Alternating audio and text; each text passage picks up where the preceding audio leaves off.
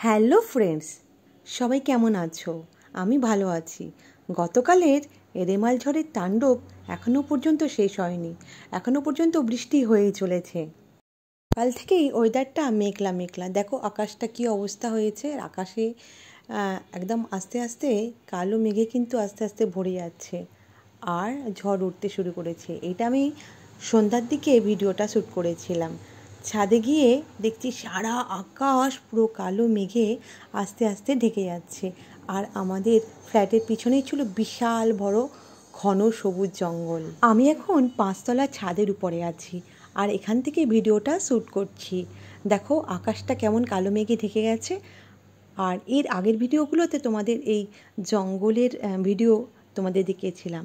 আর আমি ছাদে উঠেছি এই ঝড়টাকে উপভোগ করার জন্য। গাড়ি নিয়ে রাস্তায় বেরিয়েছি কিছু টুকিটাকি জিনিস কেনার জন্য। আর তো ফাঁকা রাস্তাটা দেখো, পুরো ফাঁকা আর ভীষণ ভালো লাগছে গাড়ি করে যেতে। ঠান্ডা ঠান্ডা হাওয়া দিচ্ছে আর ঝিরঝির করে বৃষ্টি পড়ছে। আমার তো দারুণ মজা লাগছে।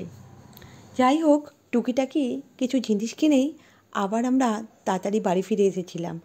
রাত্রে যে প্রচণ্ড বেগে ঝড় আসবে সেটার প্রস্তুতি প্রকৃতি নিচ্ছিল। দেখো প্রকৃতি কিন্তু কোমর বেঁধে লেগে পড়েছে, এত প্রচণ্ড বেগে হাওয়া বইছে। আর দেখো বৃষ্টি পড়ছে, প্রচণ্ড জোরে বৃষ্টি পড়ছে। আমি এটা ব্যালকনিতে দাঁড়িয়ে আছি, ব্যালকনিতে দাঁড়িয়ে দাঁড়িয়ে ভিডিওটা করছি। আর আমি দাঁড়াতেও পারছিলাম না, এত জোরে হাওয়া চলছিল। রাস্তা দিয়ে দেখো এখন ঘড়িতে 1টা বাজে।